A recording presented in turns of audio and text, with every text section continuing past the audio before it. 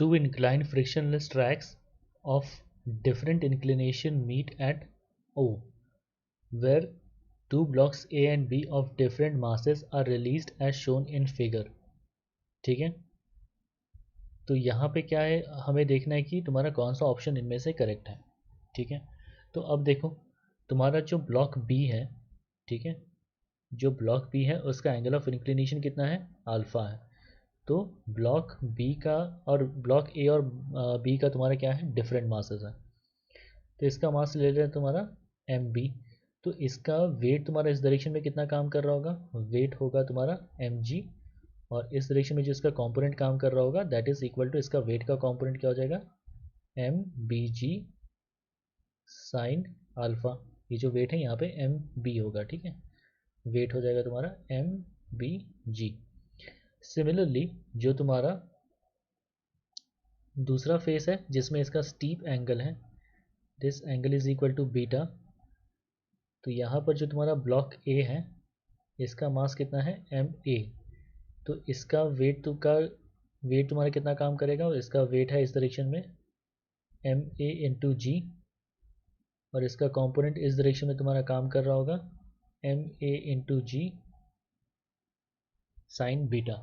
ठीक है, अब देख सकते हैं कि तुम्हारा चूंकि जो सेकंड फेस है, ठीक है, मतलब ब्लॉक ए जिस साइड को फेस कर रहा है, तो यहाँ पे एंगल बीटा जो है that is greater than angle alpha.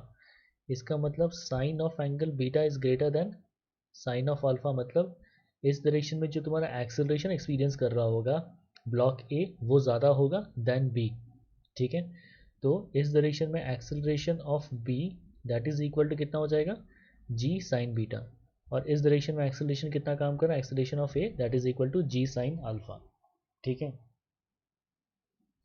तो since g sine beta is greater than g sine alpha, तो ऐसे में तुम्हारा क्या हो जाएगा, block a will reach the bottom earlier than block B.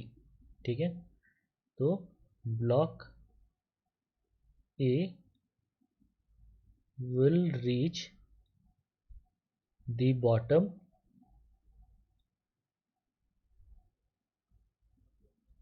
Earlier then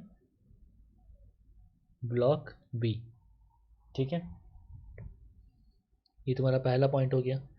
पर ए और बी का अगर देखें, ए और बी का देखें तो दोनों तुम्हारा क्या सेम वर्टिकल हाइट पे है, मतलब दोनों का पोटेंशियल एनर्जी सेम है. ठीक है, तो लॉस इन पोटेंशियल एनर्जी तुम्हारा क्या होगा, जब दोनों नीचे गिर रहे हैं लॉस ऑफ पोटेंशियल एनर्जी दोनों के लिए तुम्हारा सेम है. तो बेसिकली क्या हो जाएगा, इस पॉइंट पे और इस पॉइंट पे दोनों का वेलोसिटी सेम होगा, क्योंकि दोनों के लिए ए और बी का इस पॉइंट पे पोटेंशियल एनर्जी का वैल्यू पी ई था और इस पॉइंट पे पोटेंशियल एनर्जी ज़ीरो है. और loss in potential energy is equal to gain in kinetic energy. तो ब्लॉक ए जितना पोटेंशियल एनर्जी लूज़ करेगा उतना काइनेटिक एनर्जी गेन करेगा, मतलब उतना वेलोसिटी होगा उसका. ऐसे ही यहाँ पे ब्लॉक बी जितना पोटेंशियल एनर्जी लूज़ करेगा उतना ये काइनेटिक एनर्जी गेन करेगा.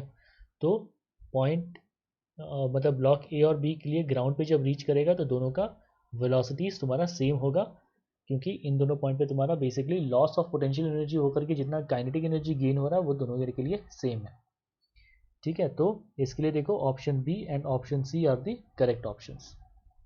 Option b and option c are the correct options for this problem.